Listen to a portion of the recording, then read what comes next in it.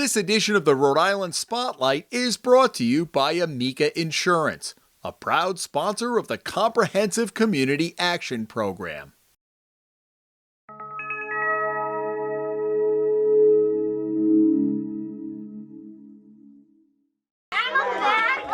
From a Head Start preschool class in Cranston to a furniture donation program in Providence, health centers, a food bank, and classes for young adults trying to obtain their high school equivalency degrees, the footprint of the nonprofit, Cranston-based Comprehensive Community Action Program runs far and deep among people in need.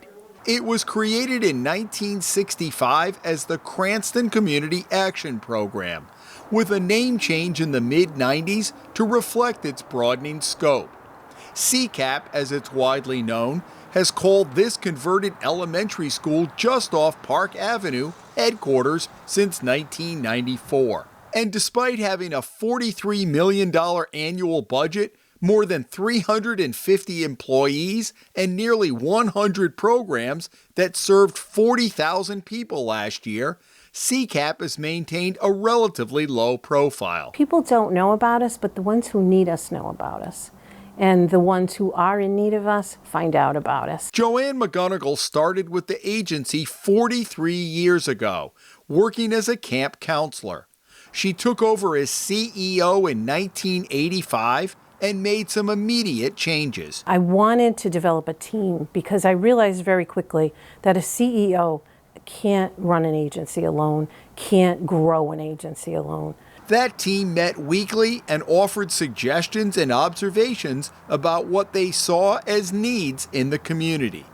They included this food bank in the basement of CCAP's headquarters. We created an enormous food bank, which is a personal choice food bank, so someone can go in and select their own foods, where before a bag of food was handed to you. And what does that do for them? It gives them ownership. It gives them pride. It's not, there isn't some entity assuming they know what you want better than what you want. But McGonigal and her team learned that people were often facing multiple issues, so they created a universal intake form. We'll ask people coming into the food bank, coming into the health centers, any point in the agency, what do you need? We try to have a very seamless process so that it's not difficult for people to manage their way through this matrix of services that we found was very, very difficult for people. When someone comes to us, Jim, they're usually in crisis. It's hard enough to come to us in that situation and then say, oh, but you know, you got to call this agency, and then after that you got to go call that agency and that one, and then get back to me after you make all those calls. That's ridiculous. In 2016, CCAP took over what was called the Furniture Bank and rechristened it the Rhode Island Donation Exchange. Housed in a mammoth building near Allens Avenue in Providence, the exchange receives donations from larger companies that go beyond just furniture. When they open the doors at 9:30, 10 o'clock every morning, there's at least 40 people waiting to get in. 40 people every day waiting to go in. It's a statement on poverty in Rhode Island. It's very hidden. The team, the people that we work with every day, they really do make it easy and you want to come to work. Jessica Anderson came to CCAP 12 years ago and is now the social work supervisor for the agency's extensive health services network. It includes centers like this one in Cranston, which has a dentist on one floor and doctors and nurse practitioners on another. The budget for the health centers alone is $24 million. Even in the health center, there's social work staff, there's providers, there's nurses, there's medical assistants, there's referrals people, call center people, and this is just the health center. There's a huge team approach, so you don't feel like you're the only one that's got to take care of this patient, this individual. You have help. Anderson and Michael Freitas, who has been with CCAP for 5 years, helped launch a Health Care for the Homeless program in 2018. Based at the Harrington Hall Shelter on the Howard Complex in Cranston.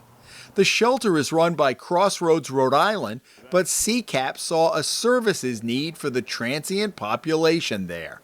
CCAP put a dental facility right on site. It provides transportation to health centers and offers behavioral help. While Crossroads' goal is to find permanent housing for the homeless, CCAP's help goes beyond that. When they got housed, we would continuously be that support in the community.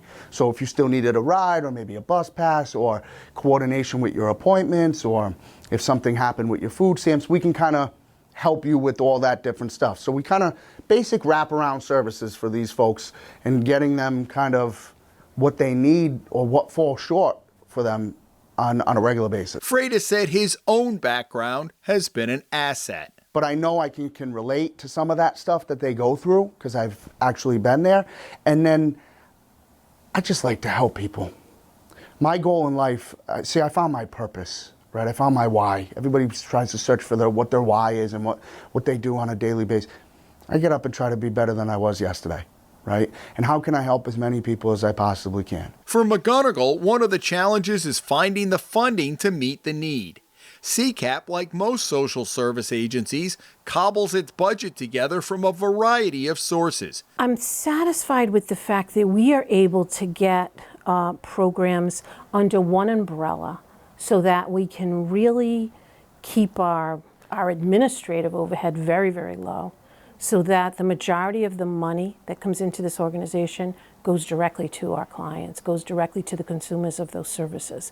She says that while the war on poverty, which began in the 1960s under President Lyndon Johnson, has changed, in some ways the battle has remained the same. Poverty is not a lifestyle of choice. I've been doing this work for 43 years. I've yet to meet anyone who said, oh, when I was growing up, I was like, geez, I hope I get to live in poverty. And people don't have a whole lot of sympathy to people in poverty. They're like, oh, just get a job, get a job, get a job. It's not that simple. There's generations. There's so many issues evolving with this whole thing. There's mental health. There's so many things. But CCAP, as it has for more than half a century, is quietly doing the work of changing lives. The people who need us are getting to us. We're doing our work. We're carrying out our mission, and we're hitting people who need us. We're making a change in families. In Cranston, Jim Hummel for the Rhode Island Spotlight.